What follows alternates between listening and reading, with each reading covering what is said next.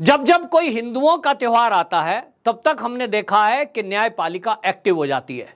कई मामलों में सुप्रीम कोर्ट स्वतः संज्ञान ले लेता है या तो कोई PIL डाल देता है, जनहित याचिका, और उसमें ऑब्जेक्शन लगाया जाता है कि साहब होली है तो पानी ज्यादा बहा रहे हैं, तो क्यों बहा रहे हैं?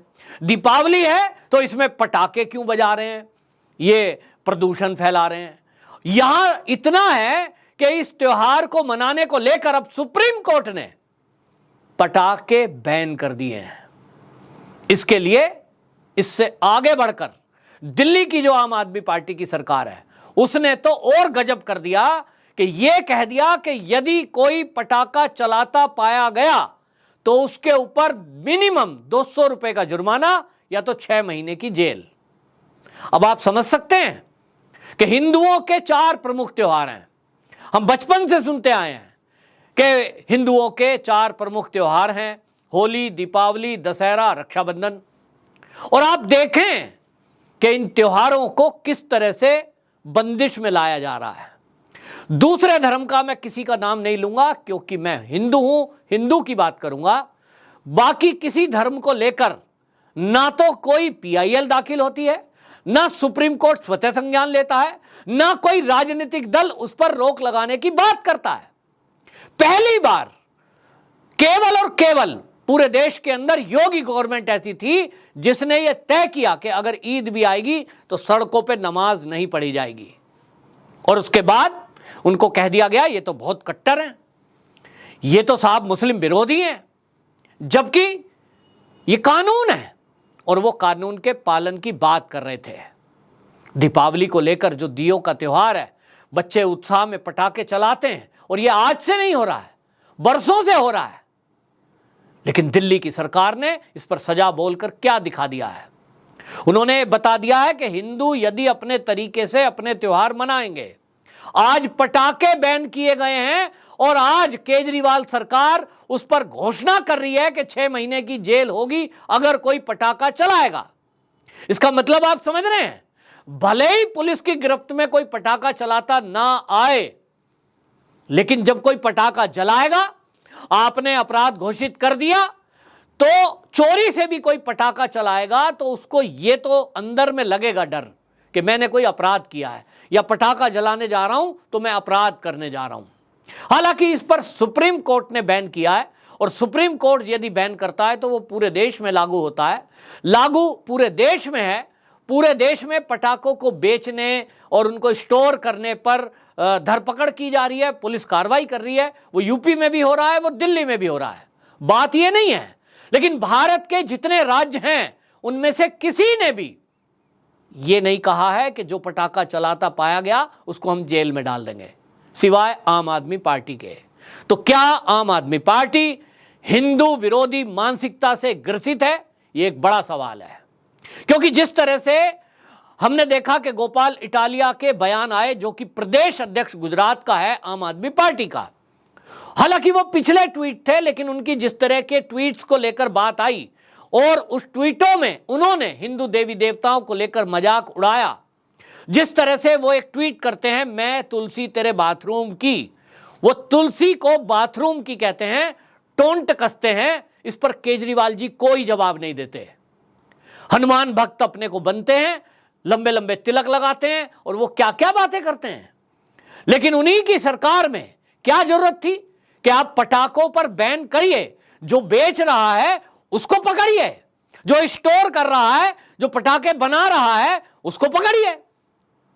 अगर बनेंगे नहीं, बिकेंगे नहीं, तो जलाने वाला कहां से जलाएगा? सुप्रीम कोर्ट ने कहा है ग्रीन पटाखे आप चला सकते हैं, उसके लिए एक समय निश्चित करिए। चाहे वो जलीकट्टू हो, उस पर रोक लगा देती है सुप्रीम कोर्ट। देश के अंदर गुस्सा पनप रहा है कि हमारे देश में जो एक भारत है, हिंदुओं का देश है, यहां हिंदुओं के ही कल्चर पर प्रहार किया जा रहा है।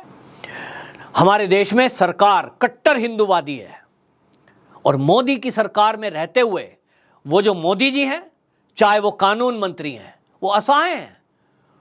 किरेन रिजिजू जी बयान देते हैं एक कार्यक्रम में कि हमारी तो नियुक्ति में कोई रोल ही नहीं है, जज ही जज को मिलकर तय करते हैं और कोलिजियम सिस्टम ऐसा है कि तू मुझे चुन, मैं तुझे चुन। और इस तरह से श्रृंखला चलती आ रही है जिसमें चुनी हुई गवर्नमेंट का कोई रोल नहीं है। सरकार अगर यह देख रही है कि कोई काम गलत हो रहा है, रात के 12 बजे एक आतंकवादी की फांसी रुकवाने के लिए कोर्ट खुलता है और एक गरीब आदमी को न्याय देने के लिए बरसों बरस किसी को फुर्सत नहीं मिलती है। गरीब आदमी तो सुप्रीम कोर्ट के दरवाजे तक नहीं जा पाता। अब सवाल उठ रहा है कि इस सिस्टम को तो बदलना पड़ेगा। हम हमारे त्योहार कैसे मनाएंगे? क्या हम अपनी खुशी के लिए, आप सोचिए, जिस प्रदूषण का नाम लिया जा रहा है, मैं गारंटी लेता हूं और ये हर साल आंकड़े इकट्ठे होते हैं कि दीपावली पे पटाखे चलाने से प्रदूषण बढ़ता है, तो क्या दीपावली के अगर पटाखे नहीं चलेंगे तो दिल्ली में प्रदूषण नहीं बढ़ेगा? पटाखे बैन हो गए और अब उतने पटाखे बिल्कुल नहीं जलेंगे, पिछले साल भी नहीं जलेंगे।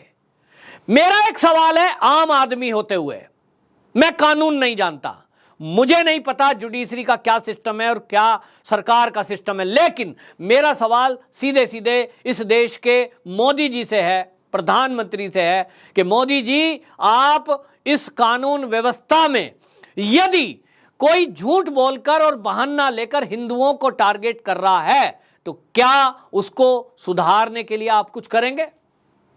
देश की जनता कह रही है कि हम देख रहे हैं कि जो हिंदुओं की अपनी संस्कृति है, अपनी सभ्यता है, अपने त्योहार है, केवल उनको टारगेट किया जा रहा है। और ये टारगेट मैं कहूंगा किलिंग।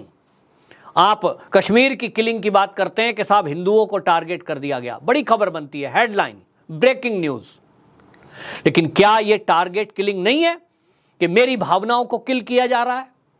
सुप्रीम कोर्ट में कोई पीआईएल डाल देता है या तो वो स्वतः संज्ञान लेते हैं और प्रदूषण का जिम्मेदार हिंदुओं के एक त्योहार को बताया जाता है जो मात्र 1 से 2 दिन रहता है।